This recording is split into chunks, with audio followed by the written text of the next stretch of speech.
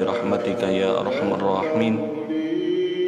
رب يسر ولا تعسر، رب يسر ولا تعسر، رب يسر ولا تعسر، رب تمم بالخير. الحمد لله والصلاة والسلام على رسول الله سيدنا ومولانا محمد ابن عبد الله وعلى آله وأصحابه ومن والاه. اللهم أخرجنا من ظلمات الوهم وأكرمنا بنور الفهم وافتح علينا بنور العليم وصل أخلاقنا بالحلم. اللهم رب اشرح لنا صدورنا ويسر لنا أمورنا برحمتك يا أرحم الراحمين. رب يسر ولا تعسر، رب يسر ولا تعسر، رب يسر ولا تعسر، رب تمم بالخير. الحمد لله والصلاة والسلام على رسول الله سيدنا ومولانا محمد ابن عبد الله وعلى آله وأصحابه ومن والاه. اللهم أخرجنا من ظلمات الوهم وأكرمنا بنور الفهم وافتح علينا بنور العليم وصل أخلاقنا بالحلم. اللهم رب اشرح لنا صدورنا ويسر لنا أمورنا برحمتك يا أرحم الراحمين. رب يسر ولا تعسر، رب يسر ولا تعسر، رب يسر ولا تعسر، رب تمم بالخير. الحمد لله والصلاة والسلام على رسول الله سيدنا ومولانا محمد ابن عبد الله وعلى آله وأصحابه ومن والاه. اللهم أخرجنا من ظلمات الوهم وأكرمنا بنور الفهم وافتح علينا بنور العليم وصل أخلاقنا بالحلم. اللهم رب اشرح لنا صدورنا ويسر لنا أمورنا برحمتك يا أرحم الراحمين.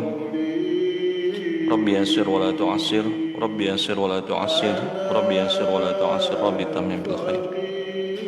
الحمد لله والصلاة والسلام على رسول الله سيدنا ومولانا محمد ابن عبد الله وعلى آله وأصحابه ومن والاه.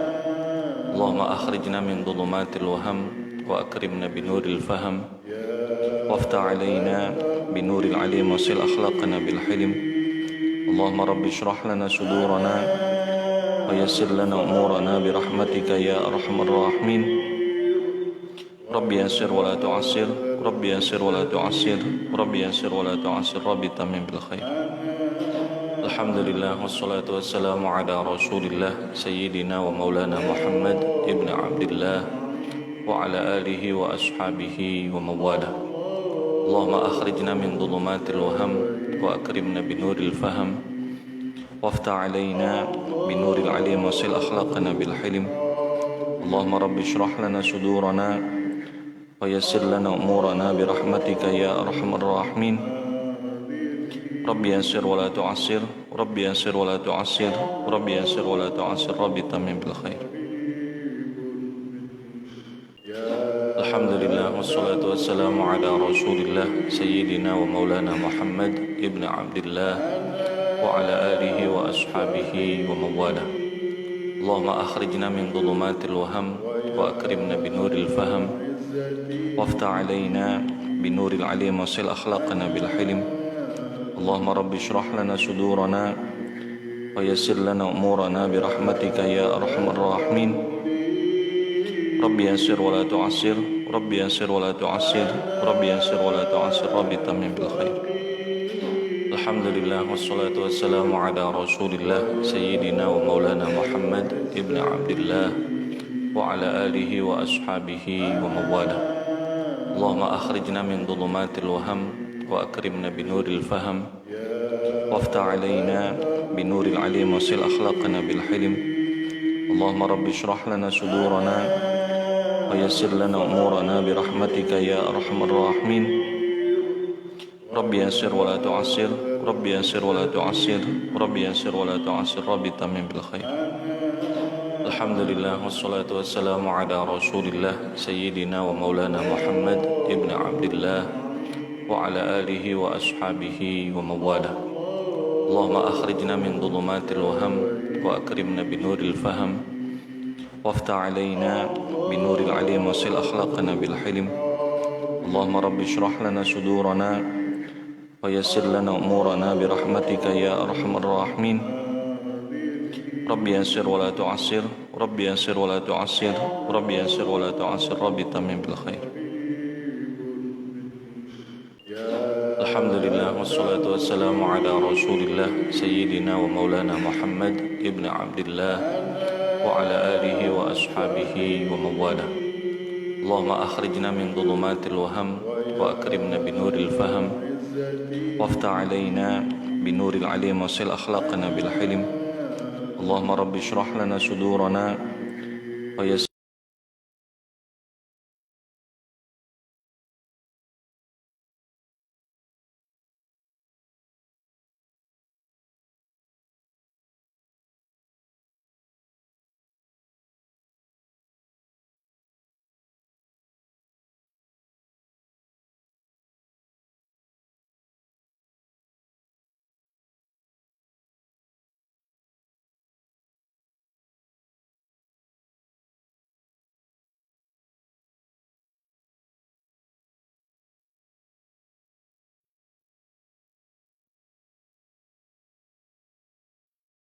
إلا ما علمتنا إنك أنت العليم الحكيم. Amma ba'd, yang kami muliakan para pengurus dan para jamaah Masjid Al-Hijrah yang mudah-mudahan senantiasa diberkahi dan dirahmati Allah Subhanahu wa taala. Alhamdulillah, segala puji bagi Allah yang senantiasa memberikan kita taufik dan hidayah sehingga dimudahkan agar kita menunaikan salat maghrib berjamaah. Sekaligus kita niat memperpanjang iktikaf kita dalam rangka ta'lim untuk meningkatkan kualitas iman dan takwa, menambah wawasan agama. Kita berharap, kita berdoa, mudah-mudahan apa yang kita buat di malam ini dicatat sebagai amal soleh yang diterima, amal saleh yang mendatangkan kebaikan, keberkahan di dunia sampai akhirat. Amin ya rabbal alamin. Hadirin rahimakumullah. Materi kita malam ini adalah bangga dengan Islam. Allah Subhanahu wa taala berfirman dalam surat Yunus 58, A'udzubillahi minasyaitonirrajim. Qul bi fadlillahi wa bi rahmatihi fabidzalika falyafrahu huwa khairum mimma yajma'un. Katakan wahai Nabi Muhammad, dengan karunia Allah dan rahmatnya Allah hendaklah mereka bergembira. Bergembira dengan rahmat Allah dan karunia Allah itu lebih baik bagi mereka daripada bergembira dengan apa yang mereka kumpulkan. Apa karunia Allah? Dalam ayat ini ada yang menafsirkan Islam. Ya, jadi dengan Islam kita disuruh bergembira. Wa bi rahmatihi, dan rahmatnya Allah. Apa yang dimaksud rahmat di sini? Yaitu diutusnya baginda Nabi Muhammad sallallahu alaihi wasallam. Allah SWT berfirman, "Wa ma arsalnaka illa rahmatan lil alamin." Tidaklah kami utus engkau wahai Nabi Muhammad melainkan sebagai rahmat, kasih sayang bagi seluruh alam. Baik. Pertanyaan saya, sudahkah kita bergembira dengan Islam kita? Sudah apa belum? Sudah. Sudah berapa kali, Pak? Perintah Allah setiap saat suruh bergembira. Ya, kalau ada yang belum pernah bergembira, sekarang silakan bergembira. Saya tunggu. Sudah? Nah, jangan sampai ayat ini tidak diamalkan. Ya. Disebutkan dalam satu riwayat dialog malaikat Jibril bersama baginda sallallahu alaihi wasallam. Wahai Rasulullah, mulia mana Anda dengan dunia seisinya? Baginda Nabi jawab, saya lebih mulia daripada dunia seisi. Karena dunia seisi ini hadirin diciptakan untuk manusia. Dan manusia paling mulia siapa? baginda Nabi SAW. Ada yang tahu Pak dalilnya? Mana dalilnya seluruh dunia ini, apa yang ada di langit, di bumi ini semuanya untuk manusia? Ada yang tahu dalilnya Pak? Yang tahu boleh pulang duluan. Ya. Walladzi khalaqalakum ma fil ardi jami'a. Dialah Allah yang menciptakan bagi kamu seluruh apa yang di atas bumi. Ya, jadi semua ini milik kita, Pak. Diperuntukkan oleh Allah untuk manusia. Enggak ada untuk malaikat, enggak ada. Ya. Bahkan hewan-hewan yang tinggal di bumi sebagian besar untuk manusia. Tumbuh-tumbuhan semua untuk manusia. Ya. Dan manusia paling mulia adalah baginda Nabi sallallahu alaihi wasallam. Bahkan kalau kita lebih jauh lagi, sebetulnya malaikat sendiri pun itu berkhidmat kepada untuk manusia. Allah ciptakan malaikat untuk berkhidmat kepada manusia. Malaikat Jibril diutus untuk apa? Mengirimkan wahyu kepada para rasul. Lah wahyu ini untuk siapa? Manusia. Malaikat Mikail membagi rezeki. Rezeki siapa kira-kira? Terutama rezeki manusia. Ya, hewan rezekinya juga diatur, Pak. Tapi hewan sendiri untuk manusia. Bukan manusia untuk hewan. Tidak ada. Yang ada hewan untuk manusia. Apalagi malaikat Israel untuk mencabut nyawa. Nyawanya siapa? Ya di antara nyawanya manusia. Sebetulnya ada malaikat Israel ini, hadirin, ada kematian ini termasuk rahmat dari Allah, Pak. Ya, jadi kematian ini rahmat dari Allah. Coba misalnya ada orang kecelakaan ini, kepalanya putus, terus nggak mati. Gimana kira-kira, Pak? Gentayangan mana-mana kan? Ada sapi disembelih, sudah dicacat, cincang-cincang, nggak mati-mati. Gimana kira-kira, Pak? Jangankan mati, ngantuk ini hadirin termasuk rahmat dari Allah Subhanahu wa taala. Ada yang bisa menceritakan, Pak, bahwa ngantuk ini nikmat dari Allah? Coba, Pak, kalau ada orang lagi nyetir truk atau kontainer, nggak dikasih ngantuk langsung tidur. Gimana kira-kira, Pak? Ya, kacau hadirin. Ya, kalau di majelis taklim ngantuk nggak usah dibahas ya, Pak ya. Nggak usah.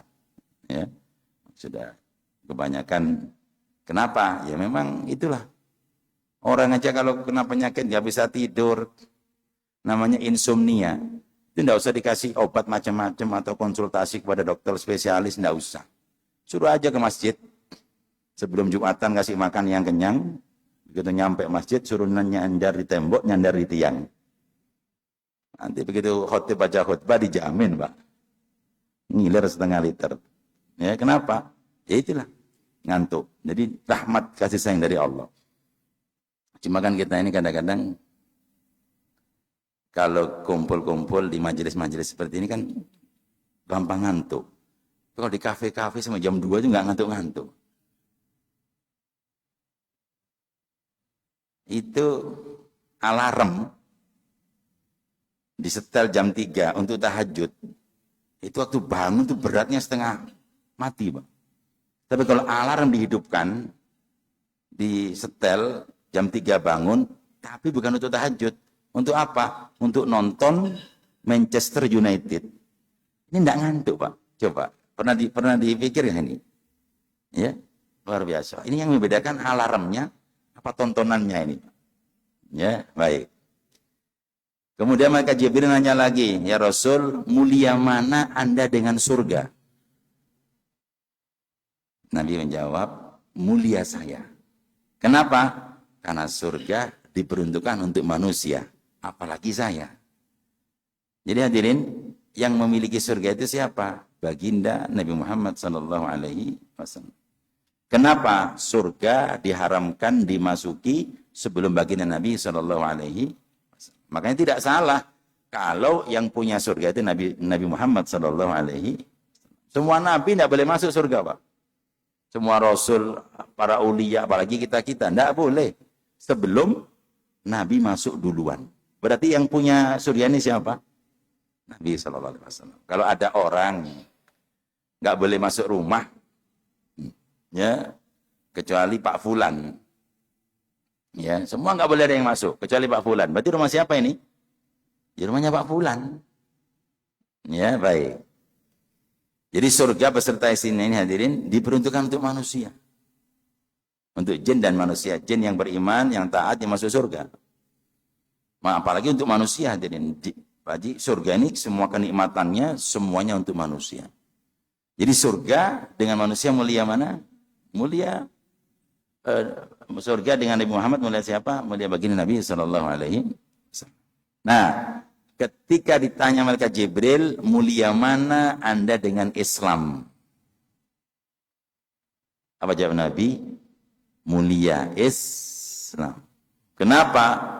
Semua para nabi dan rasul siap menderita, siap sengsara demi membela Islam. Ya, jadi para nabi dan rasul ini dipersembahkan oleh Allah untuk apa? Untuk membela Islam. Ya, Nabi rela disakiti, dicaci maki, diteror. Demi siapa? Demi Islam. Para sahabat setiap ada yang mengganggu Islam siap perang. Dirinya siap jadi korban, istrinya siap jadi janda, anaknya siap jadi yatim. Demi siapa? Demi Islam. Ya, makanya kita harus bangga punya Islam. Ya, baik. Ketika penaklukan Konstantinopel ini hadirin, sebetulnya terjemahannya bukan Palestina, tapi Istanbul, Turki. Jadi Konstantinopel ini diperebutkan dulu untuk bisa membuka Konstantinopel. Ini pertama Khalifah Umar bin Khattab, yang kedua Muhammad Al-Fatih, orang Turki. Baik. Jadi hadirin, di masa Khalifah Umar ini terus mengadakan ekspansi, di mana negara-negara yang belum Islam dimasuki Islam. Apabila diajak damai mau, ya udah, tidak usah perang. Tapi kalau diajak damai tidak mau, terpaksa perang. Ya, maka di antara yang belum ditaklukkan adalah Konstantinopel ini. Ada yang mentafsirkan Palestina, kita pakai Palestina saja. Nah, sebelum melawan Palestina ini, Palestina mengirim utusan ke Madinah untuk menyelidiki siapa Khalifah Umar bin Khattab ini. Cocok nggak dengan apa yang di kitab mereka? Ya, nah, setelah nyampe ke Madinah, berdialog langsung dengan Khalifah Umar bin Khattab, kemudian utusan ini pulang. Dicocokkan apa sifat-sifat Umar ini? Cocok semua, Pak. Maka diputuskan oleh pendeta Palestina, sudah, kita tidak usah melawan dengan kekuatan tentara militer senjata, tidak usah. Ya, percuma kita. Karena di dalam kitab kita ini sudah ciri-ciri yang akan menaklukkan ini sudah ada semua. Nah, baik, mendingan kita undang saja untuk menerima kunci Baitul Maqdis ini. Baik. Tetapi belum menyerah, Pak. Jenderal-jenderal yang suka perang ini belum menyerah. Kepinginnya perang. Kata pendeta jangan. Jadi pendeta di zaman itu kedudukannya lebih tinggi daripada jenderal-jenderal perang. Jadi meskipun jenderal masih taat kepada agama, masih punya buku pegangan kitab suci. Sekarang jenderal-jenderal pegangannya kitab apa, Pak? Saya tanya sama jenderal ya. Kemudian disebutkan dalam kitab itu nanti tentara yang dibawa oleh Umar itu tidak cinta sedikit pun dengan dunia. Ya. Maka sebelum masuk pintu gerbang Baitul Maqdis, itu tentara-tentaranya Umar bin Khattab diuji, Pak. Pertama diuji dengan dunia. Jadi namanya berlian itu dilempar-lempar di sekitar perbatasan kota masuk sebelum pintu gerbang Palestina. Dibuang itu berlian intan. Apa kata pendeta? Begitu ada salah satu tentara yang ngambil berlian, kamu serang. Berarti ini bukan tentara yang disifatkan dalam kitab. Disiapkan Pak Gatot berapa kontainer berlian waktu itu. Ya. Nah, nanti kalau ini gagal, siapkan lagi wanita-wanita. Ya, yang cantik, yang Miss Universe apa itu, ya. Kalau sampai mereka turun noleh apalagi pegang, kamu serang. Ya. Baik, jadi begitu di pintu gerbang masuk Palestina hadirin, itu sudah disiapkan jenderal perang juga sambil melihat keadaan tentara Umar bin Khattab radhiyallahu anhu. Betul. Begitu masuk pintu gerbang, berlian tadi, Pak, nggak ditoleh sama sekali sama tentaranya Umar bin Khattab. Berlian yang asli saja dianggap itu batu, Pak. Ya. Jadi berlian yang asli dianggap batu. Nah, sekarang ini batu dianggap beda sedikit, Pak. Ya, baik. Kemudian wanita-wanita yang cantik-cantik tadi nggak ditoleh sama sekali sama pasukannya Sayyidina Umar. Dianggap itu patung semuanya. Wanita cantik dianggap patung. Kalau kita patung dianggap. Sehingga gendernya diem. Wah, kok cocok semua apa yang di dalam kitab itu. Tinggal satu, Pak. Nah, sebelum Sayyidina Umar ini menghadap menerima kunci, beliau pakai gamis yang usang dan bertambal-tambal. Kata penasihatnya, Khalifah, ini kan kita mau ketemu orang kafir. Tunjukkanlah kita ini, keren, ya, elegan. Masa kita dengan orang kafir pakai baju tambal-tambal? Kata Sayyidina Umar, betul juga. Ya sudah, mana gamis yang bagus, yang keren. Ya, nah, begitu dipakai, Sayyidina Umar sedih, menunjukkan wajah nggak setuju. Kemudian dia mengucapkan satu kalimat yang terekam sampai sekarang, kalimatnya begitu indah. Yang diabadikan oleh para ulama, beliau mengatakan, kunna min adillati qaumin fa'azzanallahu bil Islam. Dulunya kita ini kan paling rendahnya kaum. Nyembah batu, makan bangkai, ya, maaf, suka zina, bahkan membunuh anak, bayi, wanita, dan banyak lain. Kemudian sekarang kita dimuliakan oleh Allah dengan Islam. Ya, famahma natlubul izza min ghairi Islam illa adanallah. Ya, makanya kalau kita hari ini masih mencari kemuliaan di luar Islam, yang kita dapatkan bukan kemuliaan, tapi kehinaan dari Allah Subhanahu wa Ta'ala. Setelah ngomong begitu, dia lepas gamisnya. Nggak, aku nggak kepingin mulia karena gamis ini. Nggak. Mana gamis yang bolong-bolong tadi, yang tambal-tambal tadi. Kenapa? Saya sudah cukup mulia, terhormat dengan Islam. Saya sudah bangga dengan Islam. Nggak perlu yang lain. Terpaksa dipakai lagi, Pak. Ya, nah, berjalan menuju istana di Palestina tadi, maka waktu mau menyerahkan, pendetanya ngomong lagi kepada rajanya itu, Raja, di kitab kami itu tambalannya Khalifah Umar bukan 12 tapi 13. Jadi pendeta ngitung, Pak. Baju yang tambalan tadi berapa? Harusnya 13. Kok tak hitung 12? Ini sudah mau siap-siap mau perang nih sudah ini. Sudah mau nggak jadi dikasihkan kuncinya ini. Maka ketika kunci diserahkan, Sayyidina Umar ngangkat tangan, ketahuan ada satu lagi tambalan di ketik. Wah, itu yang satu. Jadi pas semuanya 13. Ya. Jadi semua tertata rapi dalam kitabnya. Maka Konstantinopel, Palestina, Baitul Maqdis waktu itu diserahkan tanpa ada peperangan. Ya. Hadirin rahimakumullah, begitulah para sahabat itu sangat-sangat menghargai Islam. Bahkan di zaman Khalifah Abu Bakar As-Siddiq, ada satu kabilah tidak mau bayar zakat. Maka Abu Bakar As-Siddiq memerintah pasukan Khalid bin Walid untuk mendatangi desa tersebut, kaum tersebut. Suruh dakwai selama 3 hari, kalau masih saja tidak mau zakat, perangi. Ya.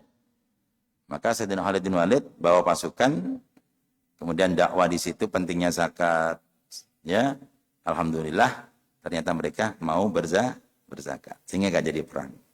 Apa kata Sayyidina Umar radhiyallahu an? Apakah Islam akan berkurang sedangkan Abu Bakar masih hidup? Artinya apa? Abu Bakar tidak mau ada satu syariat bolong, satu syariat tidak diamalkan, sedangkan beliau masih hidup. Begitulah sahabat dalam menjaga Islam. Kenapa? Ini suatu yang berharga. Islam itu suatu yang agung, suatu yang mulia. Yang dengan Islam, siapapun akan bahagia, mulia dunia akhirat. Tanpa Islam, siapapun tidak akan bisa mendapatkan bahagia, apalagi selamat dunia akhirat.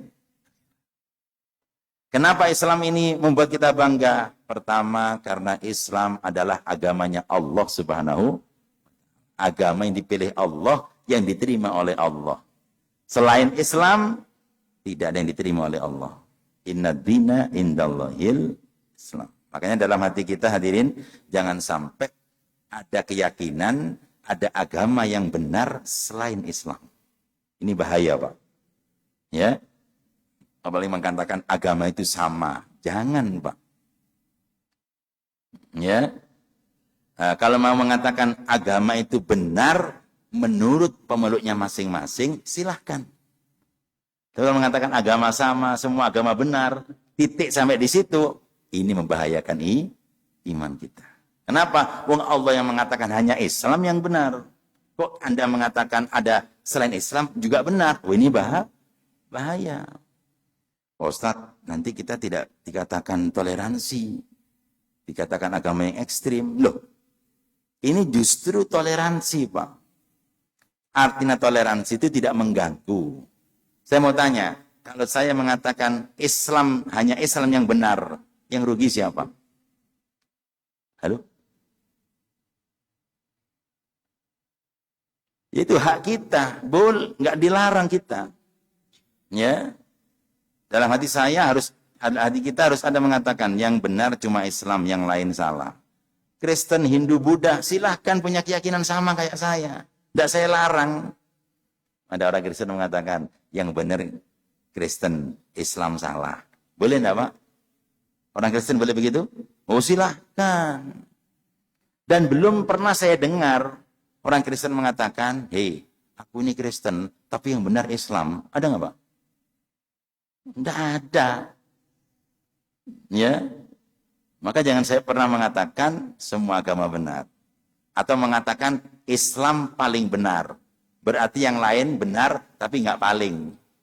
Jangan, Pak. Islam benar, yang lain salah. Gitu, Pak. Hanya Islam yang diterima, yang lain ditolak. Itu harus kita katakan dalam hati kita. Jangan sampai abu-abu. Abu-abu, Pak, ya. Ya Islam, ya Yahudi, Nasrani, Majusi. Agamanya Bhinneka Tunggal Ika. Ya. Agama Islam. Kenapa? Selain Islam ditolak oleh Allah Subhanahu wa taala. Maka jangan sekali-kali menganggap agama ini, Pak. Di dunia ini hadirin banyak perkara penting, tapi ada perkara yang paling penting.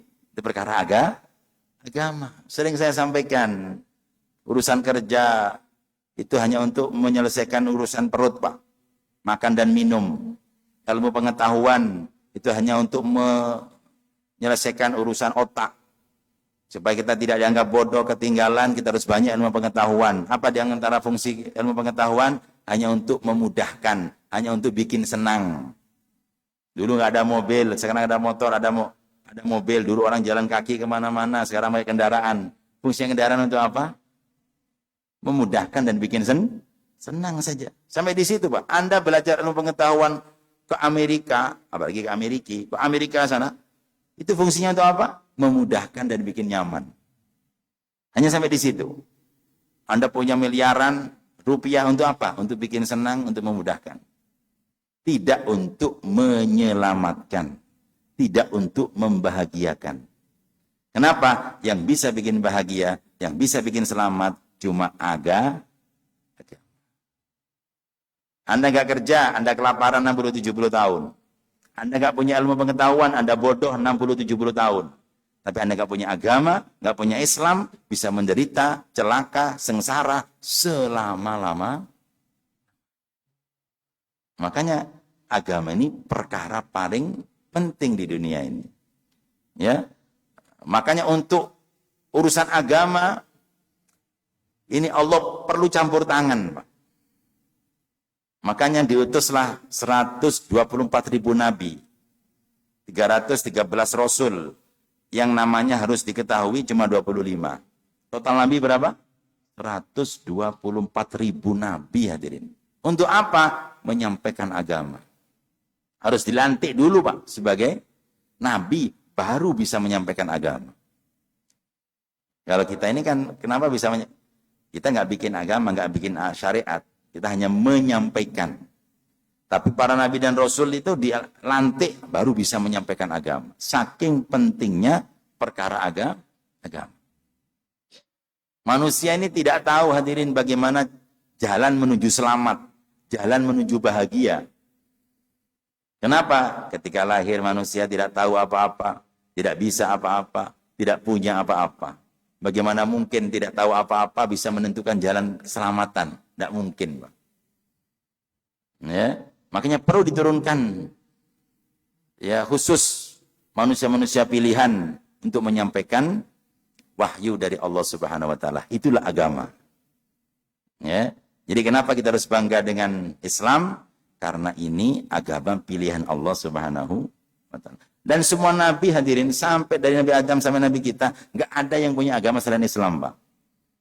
Wa ma kana Ibrahimu Yahudiyan wala Nasraniyan. Ya, tidaklah Nabi Ibrahim itu Yahudi dan Nasrani, walakin kana hanifan muslima.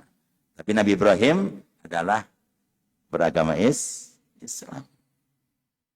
Enggak, Nabi Isa sendiri Islam. Cuma enggak tahu kok. Ada kaum yang mengatakan Nabi Isa ini kok Nasrani. Ini dari mana ini? Ya. Kenapa? Karena Allah sudah putuskan sesungguhnya agama yang diterima di sisi Allah cuma Islam. Makanya kita begitu jadi orang Islam harus bangga, Pak. Maka jangan lewatkan kalau berdoa, ya Allah, saya dulu tidak pernah minta jadi orang Islam, tapi Engkau jadikan orang Islam. Maka ya Allah, saya sekarang minta surga. Tolong jangan sampai kami tidak masuk surga. Kita pernah nggak minta jadi orang Islam? Tidak pernah. Tapi Allah dikasih Islam. Maka ya Allah, saya sekarang minta surga. Dulu nggak minta Engkau kasih ya Allah. Dan sekarang saya minta surga ya Allah. Tolong jangan sampai tidak dikasih. Sudah pernah doa begitu, Pak? Ya, saya juga belum pernah. Baru kali itu aja. Ya Pak ya, sama. Baik. Yang kedua, kenapa kita bangga dengan Islam? Karena setiap amalan ajaran dari Islam itu semuanya mulia. Tidak ada yang hina. Aturan dalam Islam semuanya demi kemuliaan manusia. Tidak ada satu syariat Islam yang menghinakan manusia. Makanya kita harus bergembira, berbangga. Jujur, itu syariat Islam, Pak. Amanah, dapat dipercaya. Ya, tidak boleh sombong. Suruh rendah hati. Suruh saling memuliakan. Kepada tetangga harus menghormati. kepada tamu harus menghormati, kepada keluarga harus menyambung hubungan, tidak boleh memutuskan, kepada orang tua harus berbakti, kepada yang lebih muda harus menyayangi, kepada yang setara harus menghargai, ya, suruh jaga tali persatuan, tidak boleh bercerai-berai, ya, boleh berbeda tapi tidak boleh berpecah, hormati perbedaan, hargai persamaan, junjung tinggi persamaan, hargai perbedaan. Ini semuanya ajaran siapa? Ajaran Islam. Dilarang zina, dilarang minuman keras, dilarang membunuh. Jangan membunuh manusia, Pak. Membunuh hewan saja, itu ada aturan mainnya, Pak. Makanya kalau ada orang ngaji begini, kenapa ikan-ikan di lautan, hewan-hewan semua mintakan ampun kepada orang yang mengaji? Karena dengan mengaji akan tahu bagaimana berinteraksi dengan hewan dan binatang. Ya, Islam mengajarkan idza dzabhtum fahsinu dzibhata. Kalau kamu menyembelih hewan ternak, sembelih dengan sebaik-baik penyembelihan. Maka panitia kurban sebelum menyembelih belajar dulu bagaimana Islam mengajarkan cara menyembelih hewan. Ya, jadi kalau menyembelih hewan, Pak, antara sapi yang belum disembelih dengan yang sudah jangan diperlihatkan. Kasih satir atau hijab. Ya, jangan nyembelih sapi di depan sapi, Pak. Itu sapi sudah ketakutan, sudah tersiksa sebelum disembelih. Yang nomor 2, pisaunya suruh sembunyikan, jangan tunjukkan. Ya, mau nyembelih sapi kasih tahu, pi, tahu apa ini pi? Sebelah entar lagi ngorok lehermu ini pi, misalnya. Itu sapi ngerti, Pak, jangan dikira sapi nggak ngerti. Pak, berapa banyak sapi sebelum disembelih sudah nangis duluan. Ya, yang disembelih, Pak, itu bukan ekornya dulu, tapi lehernya dulu, Pak. Jangan dicicil, diambil kupingnya, baru diambil ekornya, terakhir lehernya. Itu menyiksa, Pak. Ya, begitu indah. Artinya semua dalam ajaran itu mulia. Tidak ada yang tidak mulia. Termasuk makan. Dalam Islam disunahkan pakai tangan. Bukan pakai sendok. Saya bukan bilang jangan ya, Pak. Yang diajarkan Nabi itu pakai tangan. Bahkan jangan cuci tangan sebelum kamu jilati dulu. Takutnya ada bekas-bekas sisa-sisa makanan. Karena dalam satu piring itu hanya satu butir yang berkah. Ya, maka suruh jilat-jilat. Ada orang komen, wah, jijik saya, Pak, senang pakai sendok. Loh, justru kalau kita mau teliti, jijik mah, tahu jijik, Pak ya? Tahu jijik, Pak ya? Bahasa Inggrisnya gilo. Ya. Saya gilo, saya jijik kalau saya pakai tangan. Loh, justru kalau pakai sendok lebih jijik, Pak. Apalagi sampean sering makan di warung. Saya mau tanya, kira-kira sendok yang sampean makan itu sudah masuk berapa mulutnya orang itu? Halo? Saya masuk berapa? Apalagi saya pernah masuk rumah makan itu sendok yang sampai hitam, Pak. Aduh, Pak, aku carikan sendok yang lain, Pak. Sudah hitam kayak begini, Pak. Artinya sudah banyak masuk mulutnya orang itu, Pak. Ini yang punya rumah makan jangan tersinggung, Pak ya. Saya bicara apa adanya.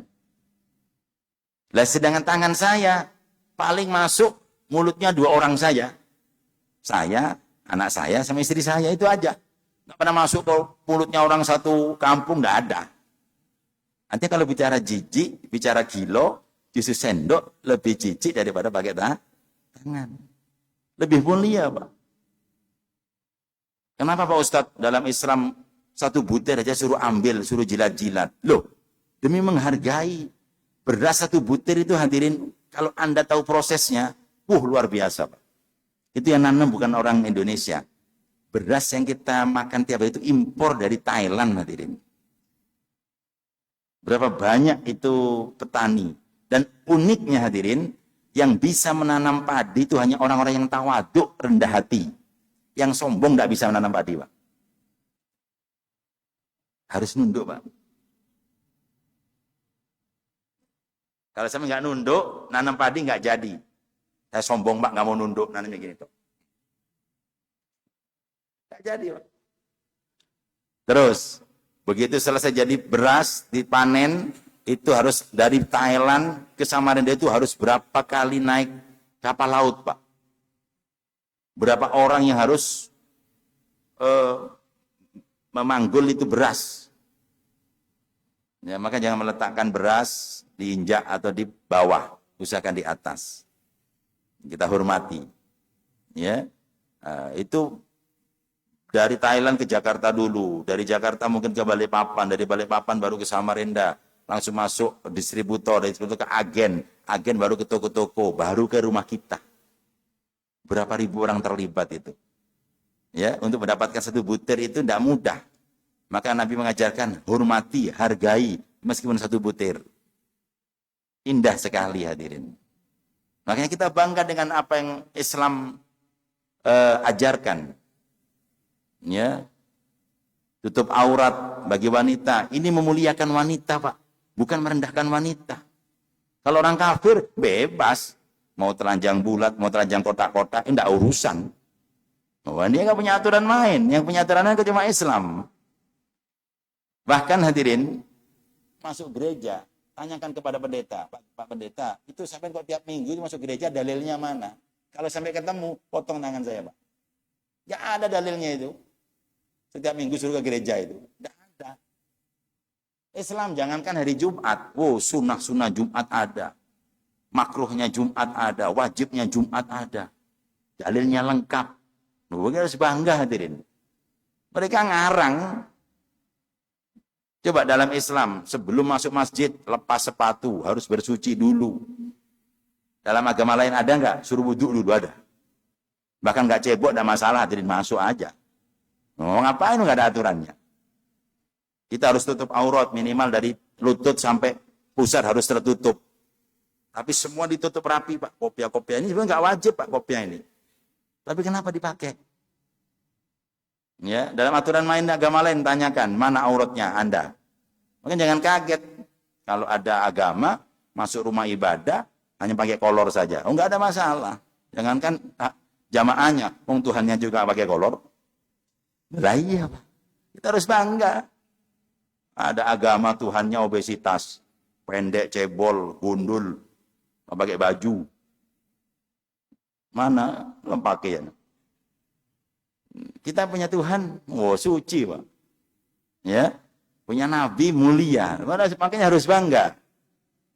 Kalau saya suruh punya Tuhan kayak begitu, mending nggak punya agama. Ya, baik.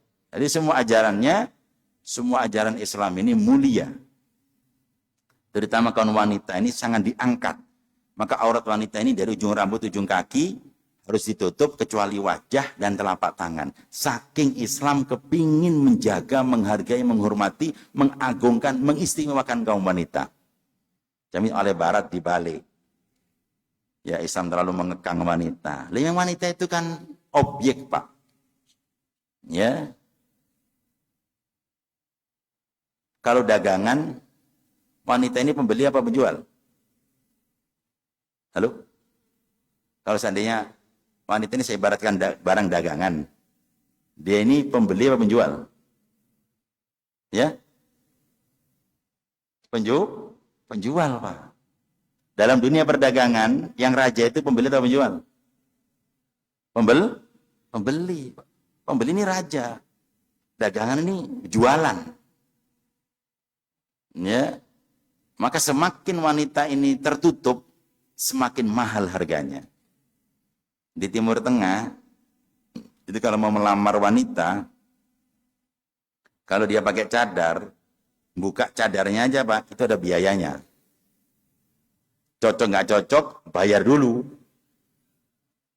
Oh, ini nggak pernah terbuka ini selama hidup, sejak dia balik sampai sekarang belum pernah kelihatan siapapun.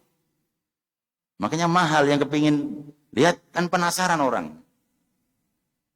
Jadi karena bercadar ya harus dibayar dulu. Begitu dibuka sombing, nah ada masalah. Ini bayar dulu. Kenapa? Loh, mahal, Pak. Karena nggak dibuka dia. Ya. Di Indonesia berapa lihat mukanya, Pak? Bayar berapa? Jangankan mukanya, Pak Ustadz, pusarnya aja gratis. Kenapa? Enggak ditutup. Ya. Di Jawa itu Pak ada wadih namanya lemper. Di sini mungkin arem-arem apa orem-orem. Apa itu? Ya. Itu Pak. Itu kan tertutup daun. Daun itu murah. Nggak ada harganya. Tapi begitu dibuka, rata-rata arem-arem lemper itu putih Pak. Betul nggak? Nggak ada kok ada arem-arem atau apa lemper dibuka kok gosong. Nggak ada.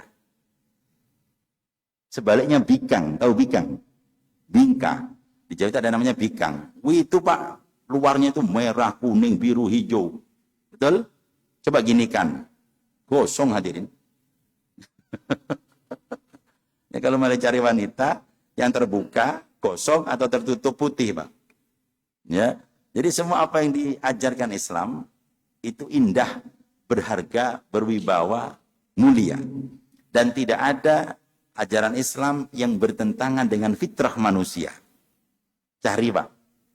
Tidak ada yang bertentangan dengan fitrah manusia. Di agama lain ada. Kiainya tidak boleh nikah. Ada enggak? Ada.